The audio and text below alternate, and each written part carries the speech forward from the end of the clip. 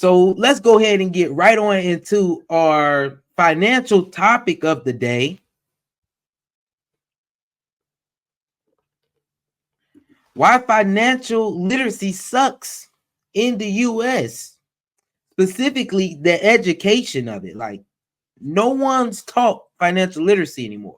Let me tell y'all what I remember about financial literacy. I remember learning, supply and demand, like economic stuff. Like, this is the crash that happened here in 2008, and this is why it happened. But I don't ever remember really truly learning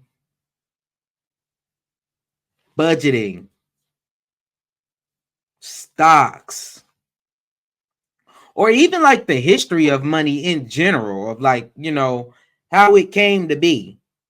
The only thing I remember learning is supply and graphs like that. And I do remember one time they were teaching you how to write a check. But obviously, checks are totally not being used anymore. I don't know a lot of people who use checks. Yeah, you still see checks here and now, but not a lot of checks.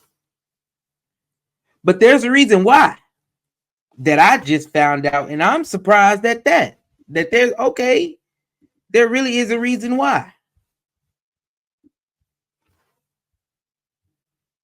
Before that though, y'all let me know, what did y'all learn?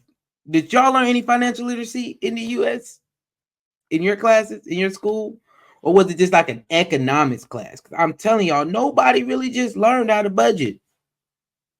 Or it was probably like glazed over and we didn't care. So now it's time for us to come back as adults and get that work, get the learning, put in the time. That's all we can do at this point. That's literally all we can do at this point. But let's go ahead and get into this topic. Why financial literacy in the US sucks. If you've clicked on this video, you're probably familiar with this kind of sentiment. Why aren't we taught financial literacy in school? Imagine if school taught us compound interest over mitochondria being the powerhouses. Credit card debt isn't taught in high school. To some extent, research supports this. According to a 2019 study by the National Bureau of Economic Research, over half of US adults are considered financially illiterate. And that lack of literacy is one driving force behind the financial instability. Hold on, y'all. Boy, that's a crazy number right there.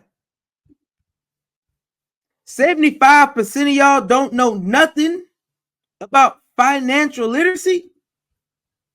57% of Americans are financially illiterate. That means they don't know. This explains so much. It explains it all. Because over half of us, I'm not gonna say half, over half. That little 7% matter. Over half of us don't know nothing. This explains why everybody's in credit card debt, student loan debt. Y'all, some of y'all probably in karma debt. If you know what that is, that's that buy now, pay later. You in that type of debt. You don't got no budget. You not living within your means. It's because you don't even know. Okay, it clicks. It clicks. We don't know at all in general. All right. I would say I can't judge you, but it's time to start learning. It's time to start learning. I'ma still blame you if you at an adult age. I'ma still blame you for not figuring out and not even having no interest.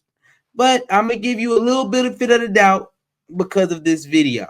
It's gonna explain why 57% of us don't know nothing when it comes to your finances. Driving force behind the financial instability a lot of Americans face.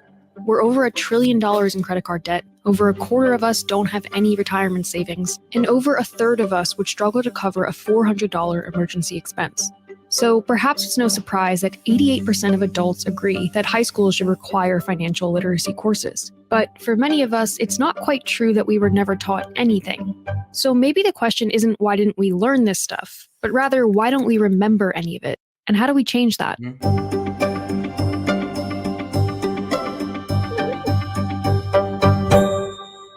There's actually a pretty straightforward way to determine if you're financially literate.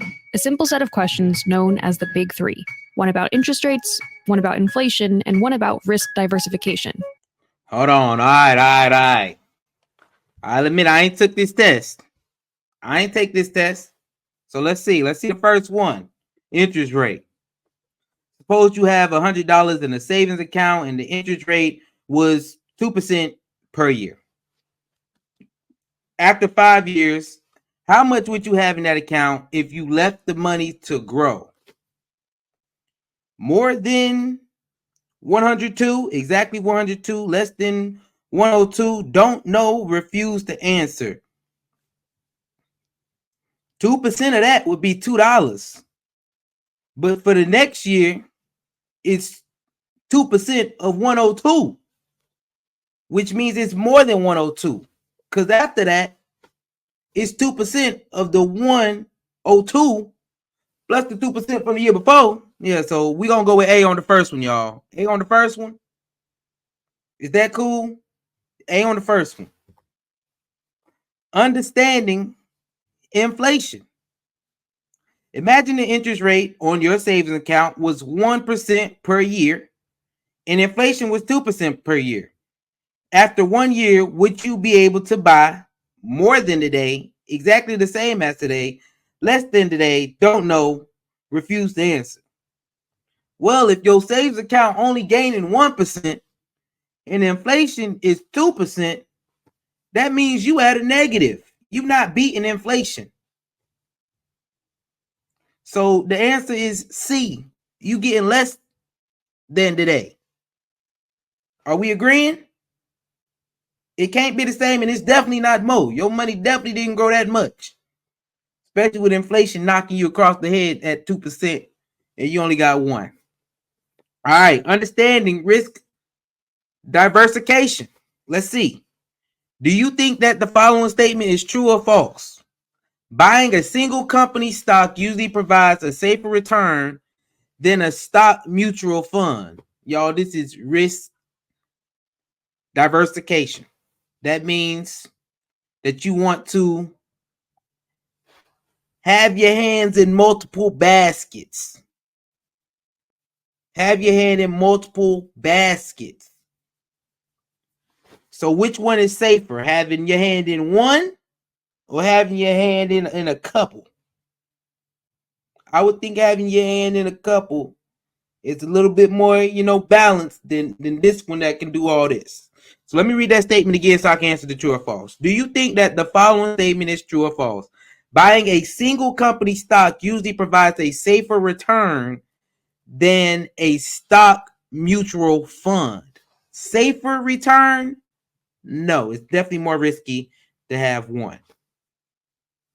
So that one has to be false. Let's see. Let's see the answers. Let's pause here to see how you do. If you chose these answers, congrats. Your financial... Hey! Y'all can't tell me nothing. I aced that test. Come on now. Financial literacy on 100. Financial literacy on 100. Don't tell me I ain't learning nothing.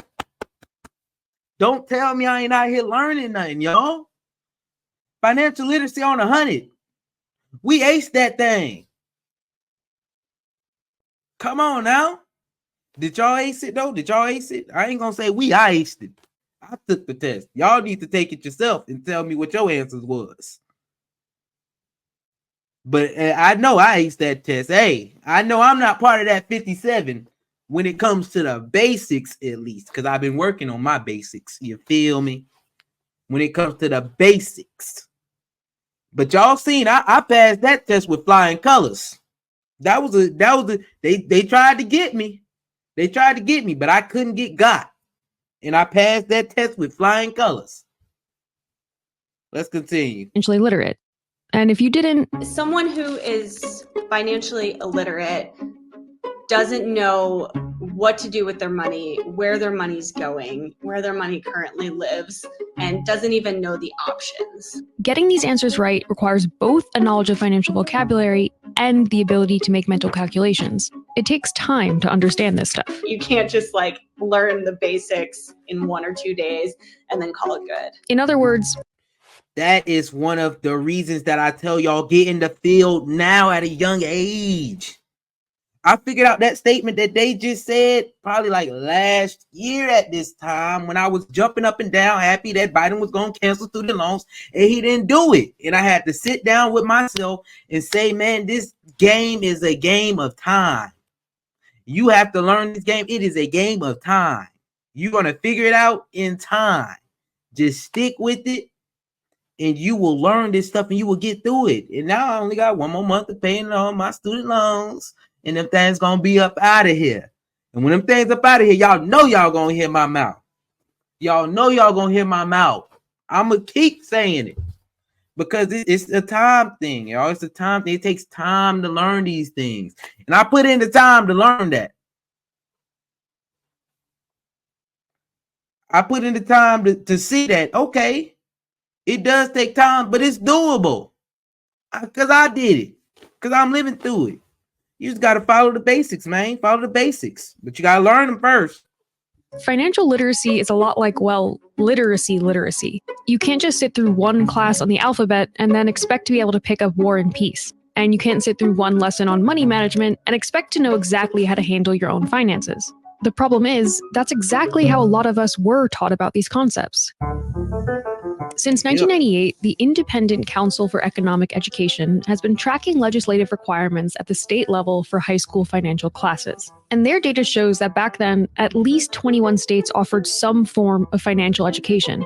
And by 2011, nearly every state did.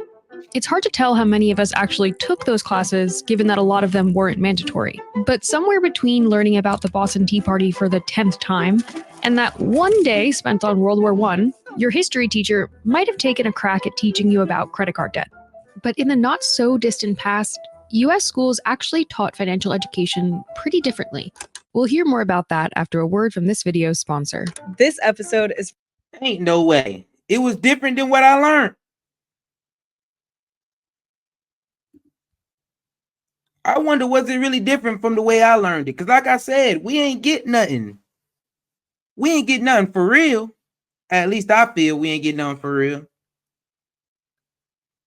I feel like we just, this is how you sign a check. That's the biggest thing I remember, y'all, is learning how to sign a check.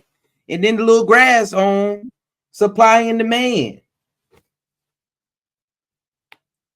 So they not lying, even if we did sit in that class and they taught me something, I probably didn't care to learn a little bit. I didn't care to learn a little bit. But it didn't hold up. It didn't hold up at all. So yeah, it had to be something.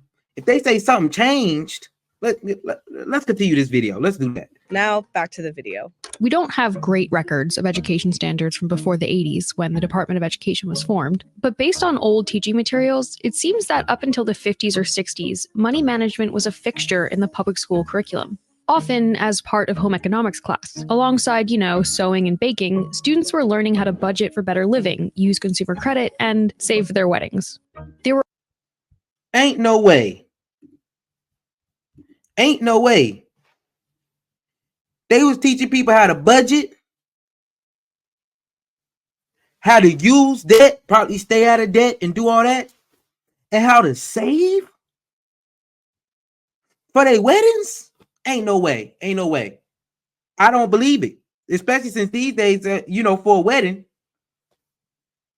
people are, you going into debt for a wedding just about these days. That's how people riding. That's how what people, they rocking with it. They'll go in debt about that wedding. In the old days, they used to tell them, save up for your wedding. Y'all believe this? I don't think that will hold up these days. Y'all know don't nobody want to save up for their wedding. They're going to spend that $70,000 all on a credit card and be paying it off until they divorced. I'm not wishing it on you. But hey, that's just how it is. That's just how it's been looking like. You feel me? They pay on that wedding debt until they divorce. And then, somebody got to pick up that debt. So it's still got to get paid. But the things they was teaching back in the day, it sounds crazy to me. I don't remember learning none of that. Were also standalone consumer education classes, which seemed to be less gendered. But that started to shift thanks to the space race. Worried that American students weren't measuring up to students in the USSR, in 1958, President Eisenhower signed the National Defense Education Act, which placed an importance on math, science, and foreign languages. And years later, the US Department of Education published a landmark report that partially blamed the country's decline in educational performance on schools spending their time training their students for adulthood. That same document doubled down on Eisenhower's math and science-based educational goals, proposing new basics for nationwide curriculums. Since then, a steady march of legislation has made curriculums more and more focused on standardized testing, leaving even less room for life skills like financial education. But This is a shame. I seen that No Child Left Behind. They need to bring that back. Little Johnny can't read after the pandemic. He needs to stay back. I'm sorry, not sorry. Little Johnny needs to stay back. Little Johnny and Little Jimmy need to stay back if they can't read. This is the best. You stop teaching us how to actually be adults, because that's the stuff that and gave us stuff that don't matter to a lot of people. Okay, it doesn't matter to a lot of people. That just is what it is. A lot of people don't care about that stuff. So you pushing it, obviously, you know. Now we got adults that don't know nothing at all because you ain't even try to teach them how to. So you get out of college, don't know anything. Then you get out of high school, then you trying to learn how to be an adult. They set you free with all freedom, but you know, you don't know how to do anything with it, but you'll know how to count 1 to 2. But when it comes to that money, you're gonna go get you some student loans, get in a whole bunch of debt, get you some credit cards, max them all out, but it's okay. That they gave you a deal on that. You feel me? You ain't gonna have to pay that. It you know, for a little while. You just don't know. We just don't know anymore. thankfully, for at least the past decade, the pendulum appears to be swinging back. More and more students are receiving the kind of financial education that might stick, spending full semesters learning about things like household budgeting, taxes, credit management, and student loans.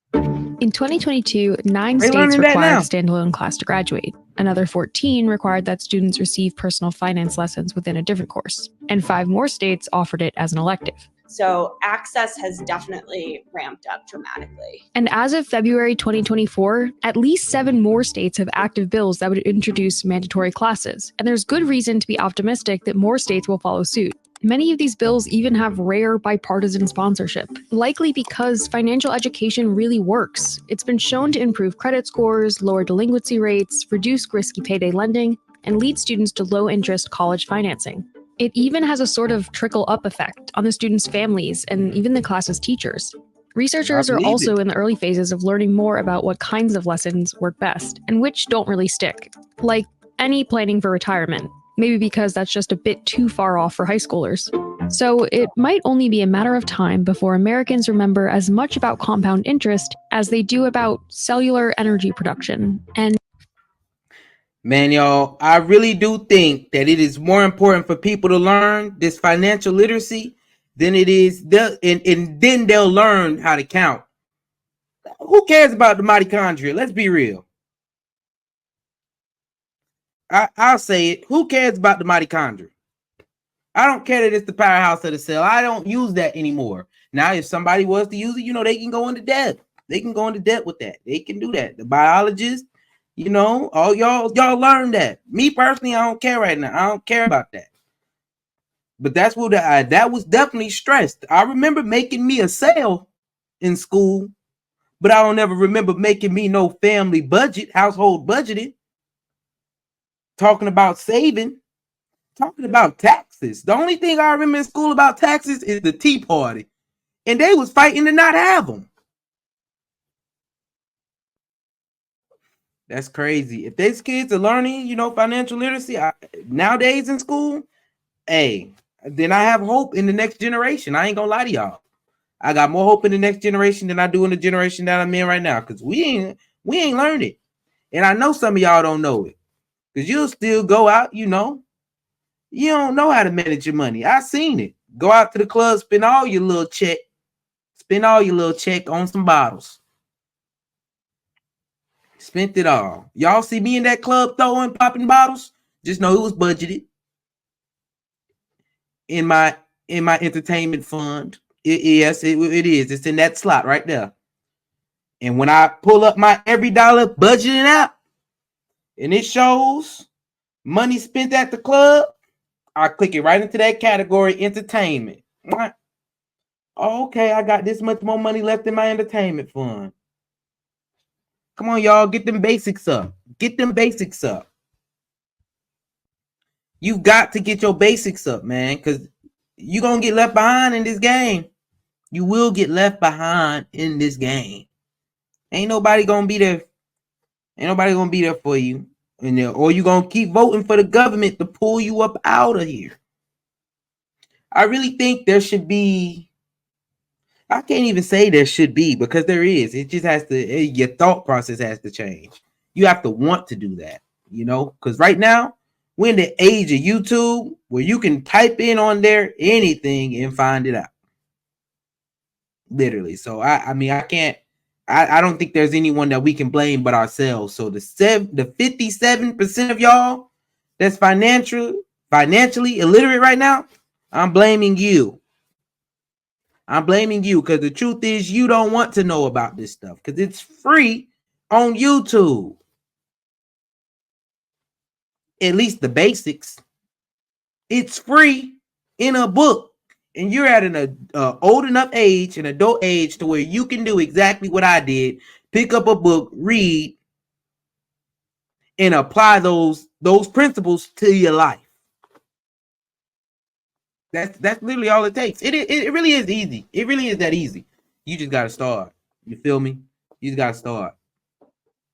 Start somewhere. All right, y'all. We're going to continue this on. So make sure you like, subscribe, and leave a comment